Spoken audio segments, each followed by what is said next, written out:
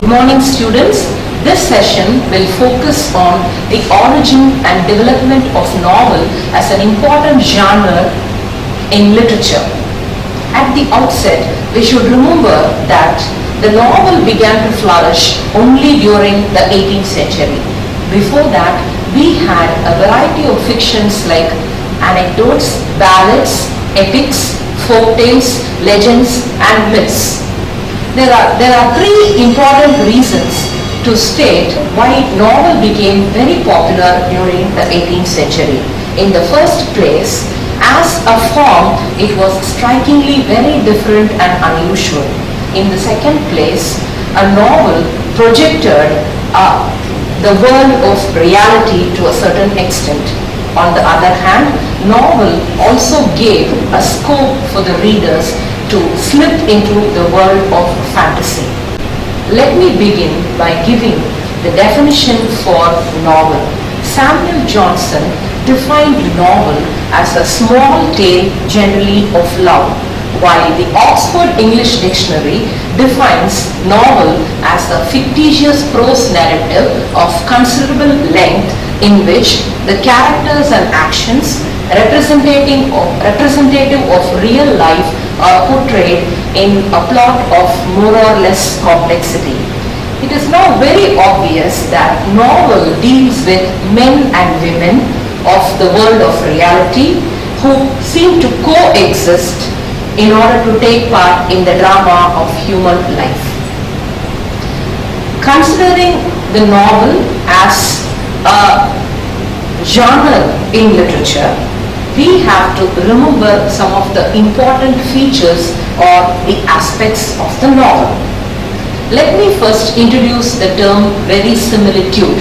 The meaning for verisimilitude is similarity or likeness to truth.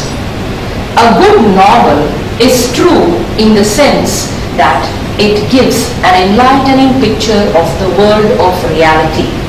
This is what is called verisimilitude. There are many examples to state this particular point. We have George Eliot's Middlemarch, Jane Austen's Mansfield Park, Henry James' Portrait of a Lady, and Graham Greene's The Heart of the Matter. All these novels tell us more about the realities of human experiences. So, can we now say that all fictions deal with important aspects of life? They widen our sympathies, educate us in our moral judgment, tell us more about the cause and effect, and in fact, they help us to understand more about our own emotional conflicts. The next aspect of the novel is its length. It is said that a novel is of a considerable length. How would you describe this? It means the novel should be long enough to accommodate its complex plot and its development of character. Samuel Richardson's Clarissa is an excellent example of a very long novel. It is actually written in the form of a series of letters, and the novel runs to over 1 million words. On the other hand, we also have very short novels like Joseph Conrad's Heart of Darkness and Virginia Woolf's Mrs. Dalloway. The next aspect of the novel is its point of view. Stories do not tell themselves, they have to be told. The readers are not bothered about where the novelist is going to stand and narrate his story, but the reader wants to make sure that a novelist has a place, and this is called the point of view. There are many points of view, but there are three basic methods. The first method is the story is essentially told from the point of view of the first person narrator or the third person narrator. Tom Sawyer's The Adventures of Huckleberry Finn is an excellent example for a novel written from the point of view of the first person narration. For third person narration, we have examples like Charles Dickens' Tale of Two Cities and Jane Austen's Pride and Prejudice. According to the second method, stories are told from the point of view of an omniscient narrator. This omniscient narrator exercises his utmost freedom, and he seems to talk as if he alone in the world knows a great deal about the characters and also the incidents. According to the third method, the story is narrated from multiple points of view. The novel titled Amelia is an excellent example where multiple points of view are used. The next important aspect of the novel is its plot. The plot is important to a novel as a skeleton is important to the human body. Plot can also be called as a story where events are put together in a sequential order. There is a beginning which leads us through the middle to reach the end. Sometimes novelists have experimented with this kind of a linear pattern. In the making of a plot, the author's point of view or his main objective is something very, very important. We have read about novels which give only a moral sense. There are novelists who are interested in presenting the evil that exists in the society, and there are other novelists who are just interested in presenting the picture of the world of reality. And there are some more novels in which the novelists will be interested in raising their voice of protest against some inhuman system. So it is very clear that in the making of the plot, the author's objective is something very, very important. Or in other words, the novelist's ideology determines the nature of the plot.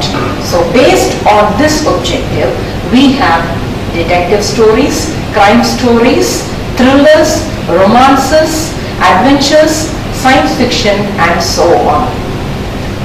During the Victorian age, something important happened to the structure of the plot. It was only during the Victorian era novels started appearing in the form of serials, and because of this serial publication, the whole structure of the plot had to be altered. Sometimes the novelists had to cater to the needs of their own audience, and they had to change the plot construction. It seems Dickens had to tamper with his plot construction, and during this period a fashionable jargon called reader participation also became very popular. Now, as far as the plot is concerned, we learned that the plot gets manifested in the form of series of incidents which are defined in time. Therefore, the time sequence is something very, very important in a novel.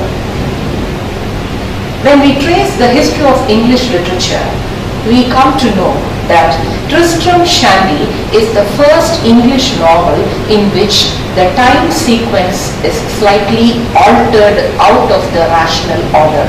So, at this juncture, the novelists have to resort to various other devices like flashback technique, memories, and fantasies in order to keep the plot intact. The next important aspect of a novel is the creation of characters. In fact, the creation of characters is a remarkable achievement on the part of the novelist. Certain novels are read and in fact reread just because of the interesting characters. Certain characters stay in our mind, they are evergreen in our mind to such an extent that we make allusions to those characters even in ordinary silly talks. Don't we come across Mr. Micawber's and Uriah Heep's in our day-to-day life? There is a natural tendency for the reader to create a bond with his own characters. Sometimes there is a tendency on the part of the reader to identify himself either with the hero or the heroine and thereby derive some kind of emotional satisfaction vicariously. Sometimes the readers also have a tendency to slip into the shoes of the characters. Generally, characters can be divided into two types, the flat characters and also the round characters. Flat characters are just two-dimensional. They remain the same. You don't find any development in them. Right from the beginning till the end, they remain the same. But round characters are three-dimensional. They grow, they develop, and sometimes they have a tendency to shock the readers in a very, very convincing way. Apart from this basic classification, characters can also be treated as types. For example, we have a variety of types like the kind mother, the sincere housewife, the dedicated servant, and a scholar or even an old man. Sometimes characters also play the role of spokespersons. They seem to express very deep moral, philosophical and even religious thoughts. Sometimes they go to the extent of playing the role of the spokesperson of the novelist. There are also other characters who could be called secretaries because they function just to communicate something.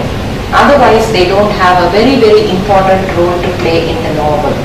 There are also other characters which can be called as the organizers. They stay just to make things happen. Certain characters merely exist like ears. You don't actually meet them in the novel, but they are here and there referred to in the course of the narration. Now, I told you about the various aspects of the novel, right from verisimilitude, length of the novel, points of view, character and also plot.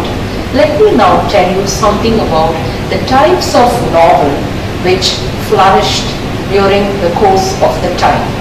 In the year 1594, Thomas Nash published his celebrated work titled The Unfortunate Traveller or The Life of Jack Wilton, and he popularized one type of fiction called the picaresque novel.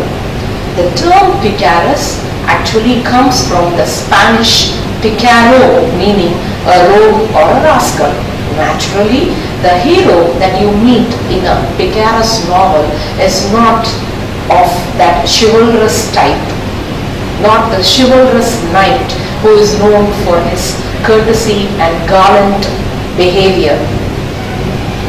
Here, as it is stated, the hero is after all a rogue or a rascal who hails from the lowest strata of the society. In the case of the life of Jack Wilton, the novelist portrays the adventures of the hero, Jack Wilton, especially his adventures in the European continent. Now, what is so special about this hero who is after all a rogue or a rascal? You find that he is placed in a society, especially in a corrupt society among the hypocrites. So, he tries to outsmart and outwit the others with the help of his wit, extraordinary wit, and therefore he becomes the hero of the picaresque novel. Cervantes' Don Quixote is also a classic example of a novel that comes under the picaresque tradition. Some writers like Anthony Powell, C.P. Snow and Evelyn Waugh wrote very long novels, and they call them as Roman flow. They are actually a series of individual novels. We find that a group of characters seem to appear in all the novels belonging to this series. John Galsworthy's The Forsyte Saga is an excellent example of a Roman flow. We find that the important character, Soames Forsyte, appears in all the novels throughout the series. The World War left a deep impact on both the readers and also the writers. The old method of storytelling was replaced by a new method called interior monologue or stream of consciousness. Novelists like James Joyce and Virginia Woolf, they believed in the principles of the great psychoanalysts like Sigmund Freud. They felt that the important activities of the human mind actually take place below the level of consciousness. Therefore, they invited their readers to enter into the minds of their characters and to understand their stream of consciousness.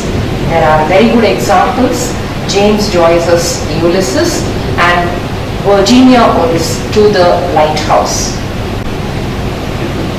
There is yet another type of novel which belongs to the terror school of the novelists of the late 19th century. The term Gothic is always associated with this kind of a novel.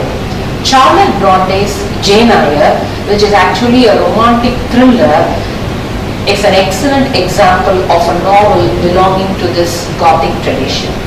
Now, what are some of the unique features of a Gothic novel? You find that there is an unexpected twist in the plot construction, unbelievable climaxes, and the readers are in fact shocked, and the readers are actually thrown into a different world of terror. I am sure the Puritans and also the realists or the rationalists will certainly not enjoy reading a Gothic novel. Since the time of Sir Walter Scott, a type of novel became very popular.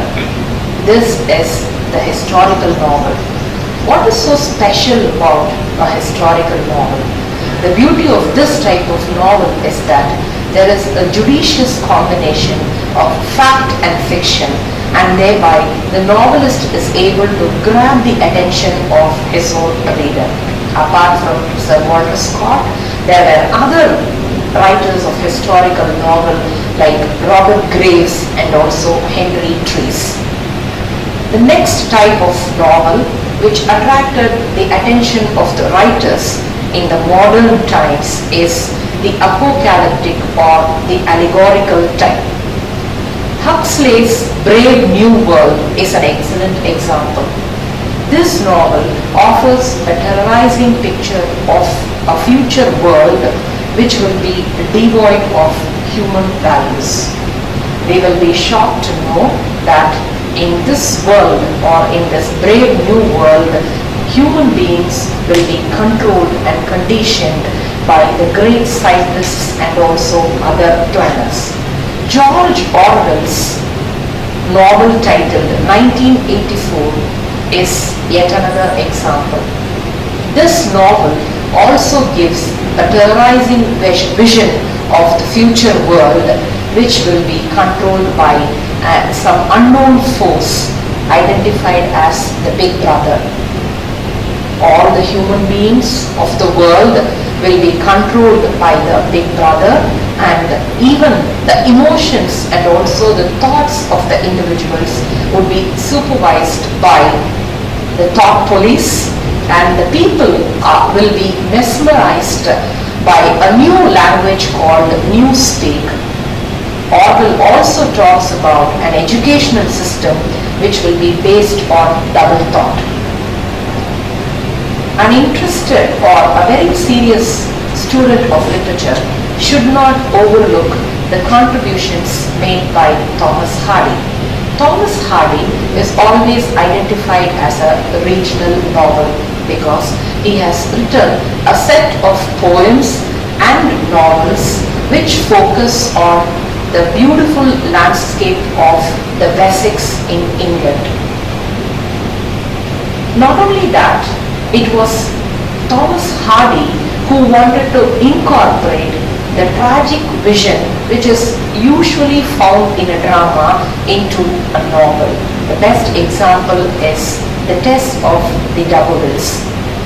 So before I conclude, I would like to take a quick recap of what I discussed in this session on the origin and development of English novel. In the beginning, I gave you the definition for novel, and I focused on the various aspects of the novel like verisimilitude, points of view, length of the novel, plot, and also character. And I also gave you a glimpse of the types of novel which evolved during the course of time. For further reading, you can always refer to The Anatomy of English Novel by Marjorie Bolton, English Literature, An Introduction to Foreign Readers by R.J. Rees, and Companion to English Literature.